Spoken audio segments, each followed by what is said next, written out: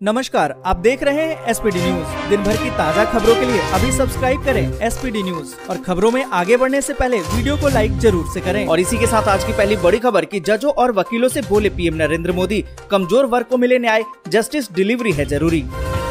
राज्यपाल कोश्यारी के बयान पर भड़के उद्धव, कहा कि समय आ गया है, उन्हें घर भेजा जाए या जेल। सीएम शिंदे ने भी जताई आपत्ति। बिहार में बोले भाजपा अध्यक्ष JP Nadda, we are champion of the development, कहा कि गरीब की अंतरात्मा नहीं पहचान सकती है कांग्रेस। खुशखबरी, बिहार की महिलाएं अब सरकार के साथ जुड़कर करेंगी काम, कई पदों पर होगी 30,000 नियुक्तियां। केजरीवाल सरकार का शराब नीति पर यू टर्न, बीजेपी बोली सीबीआई जांच के डर से लिया है फैसला। कॉमनवेल्थ गेम में वेटलिफ्टरों का जलवा, संकेत सागर ने जीता सिल्वर, वहीं गुरु राजा पुजारी ने जीता ब्रॉन्ज। राजभर पर समाजवादी पार्टी का बड़ा हमला, कहा कि बाप बेटे एक नंबर के झूठे हैं। सलमान खान को जान का खतरा, पहले गन लाइसेंस और अब कार को किया अपग्रेड। 31 जुलाई तक दाखिल कर दे इनकम टैक्स रिटर्न, इसके बाद देनी होगी 5,000 रूपए लेट फीस। योगी सरकार ने किया बड़ा ऐलान, यूपी में पेट्रोल डीजल पर अब नहीं बढ़ेगा वैट। देश में फिर चढ़ा कोरोना का ग्राफ, मिले 24 घंटे में 20,408 मामले, 44 लोगों की मौत। पाकिस्तान पीएम शहबाज शरीफ की बड़ी मुश्किलें, 16 अरब रुपए के मनी लॉन्ड्रिंग मामले में कोर्ट ने किया तलब। यूके के नए पीएम की रेस से पिछड़ रहे ऋषि सुनक, मंडरा रहा है हार का खतरा। बाइडेन और शी जिनपिंग वार्ता के बाद चीन के कदम से जंग जैसे हालात, ताइवान को लेकर ड्रैगन ने दी है खुली धमकी। और इसी के साथ आज की बड़ी खबर कि 31 जुलाई तक दाखिल कर दे इनकम टैक्स रिटर्न, इसके बाद देनी होगी 5,000 रूपए की लेट फीस। आपको बता दें कि वित्त वर्ष 2021-22 इनकम टैक्स रिटर्न दाखिल करने की आखिरी तारीख 31 जुलाई 2022 है। ऐसे में अगर आपने अब तक आईटीआर फाइल नहीं किया है तो आज यानी कि अंतिम दिन जरूर से करा दें।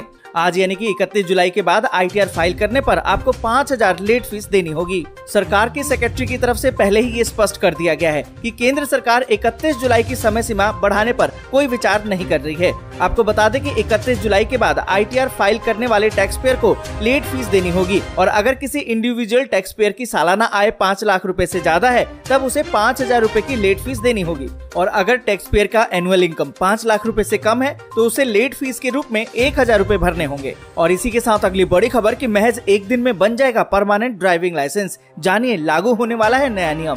आपको बता दें कि ड्राइविंग लाइसेंस बनवाने वालों को बहुत ही जल्द एक बड़ी राहत मिलने वाली है।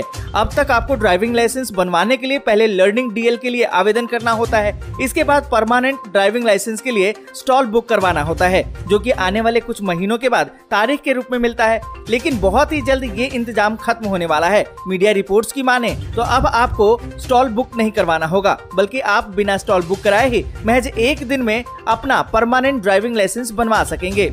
मीडिया रिपोर्ट्स की माने तो लोगों को अगस्त महीने से अपना स्टॉल बुक नहीं करवाना पड़ेगा। अगस्त महीने से स्टॉल बुक किए बिना ही आपका ड्राइविंग लाइसेंस अगले दिन बन जाएगा। और इसी के साथ अगली बड़ी खबर कि कॉमनवेल्थ गेम में वेट लिफ्टरों का जलवा, एक दिन में भारत को दिलाए 2 मेडल। आपको बता दें कि 22वें कॉमनवेल्थ गेम में शनिवार को भारत का खाता सिल्वर मेडल से खुल गया और ये पहला पदक स्टार वेटलिफ्टर संकेत सागर ने दिलाया है और उन्होंने मेंस के 55 किलोग्राम इवेंट के फाइनल में ये कामयाबी हासिल की। वहीं आपको बता दें कि गुरु राजा पुजारी ने पुरुष वेटलिफ्टिंग के 61 किलोग्राम भार वर्ग में कांस्य पदक अपने नाम किया। और इसी के साथ अगली बड़ी खबर कि योगी सरकार ने किया बड़ा ऐलान, यूपी में पेट्रोल डीजल पर नहीं बढ़ेगा वैट। आपको बता दें कि यूपी के मुख्यमंत्री योगी आदित्यनाथ ने राज्य में पेट्रोल और डीजल के दामों से परेशान लोगों को एक बड़ी राहत दी है। उन्होंने कहा कि पेट्रोल और डीजल पर मूल्य वर्धित कर यानी कि वैट राज्य में सबसे कम है और निकट भविष्य में भी वैट में कोई वृद्धि नहीं होगी। मुख्यमंत्री ने कहा कि निकट भविष्य में भी पेट्रोल डीजल पर वैट में कोई वृद्धि नहीं की जाएगी और न ही जनता पर कोई नया कर लगाया जाएगा। और इसी के साथ अगली बड़ी खबर कि देश में फिर से चढ़ा कोरोना का ग्राफ, 24 घंटे में 20,408 संक्रमित मिले, जबकि 44 लोगों की मौत। आपको बता दें कि भारत में एक दिन में कोरोना वायरस संक्रमण के 20,408 नए मामले मिले हैं और यहाँ उपचाराधीन मरीजों की संख्या घटकर 1,43,384 हो गई है। पर इस बीच आपको बता दें कि 44 और मरीजों की मौत हो गई है।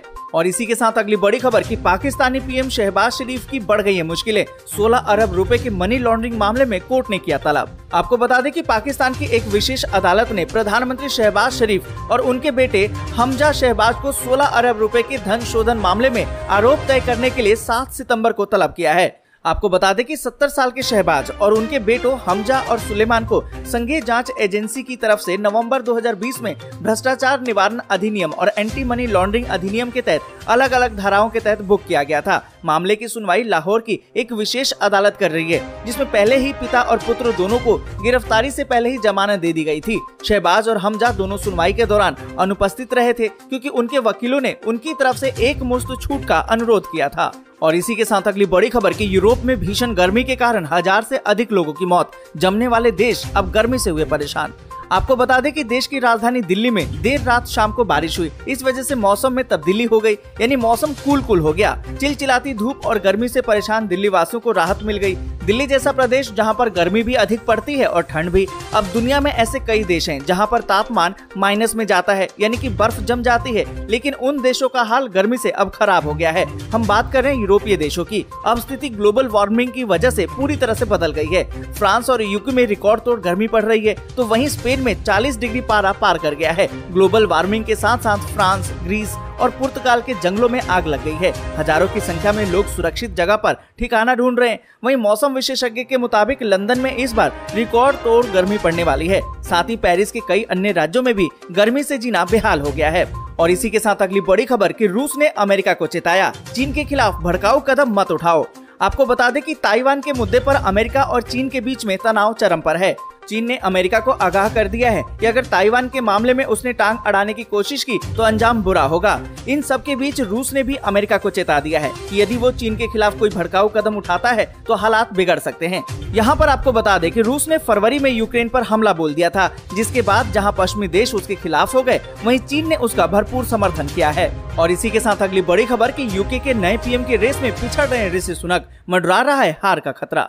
आपको बता दें कि ब्रिटेन के नए प्रधानमंत्री के लिए जैसे जैसे समय नजदीक आ रहा है, इस लड़ाई के दो आखिरी उम्मीदवारों ऋषि सुनक और लिज ट्रस के बीच में लड़ाई और कड़ी हो गई है। एक रिपोर्ट की माने तो ऋषि इस लड़ाई में लिज से काफी पीछे चल रहे हैं। हालांकि ये बात और है कि कंजर्वेटिव सांसदों की वोटिंग में ऋषि सुनक सभी प्रतिभागियों से आगे चल रहे हैं। रिपोर्ट तो ये बताती है कि लिज के यूके के एक नए पीएम बनने के चांसेस 90% हैं। एक रिपोर्ट की माने तो यूके के नए पीएम की राह लिज ट्रस के लिए ज्यादा आसान है, जबकि ऋषि सुनक इससे पहले कंजर्वेटिव सांसदों के बीच जो वोटिंग हुई उसमें सबसे आगे रहे, लेकिन वो लड़ाई में काफी पीछे रह गए हैं। रिपोर्ट के मुताबिक लिज ट्रस और ऋषि सुनक के पीएम बनने के लिए 90 और 10% के चांसेस हैं।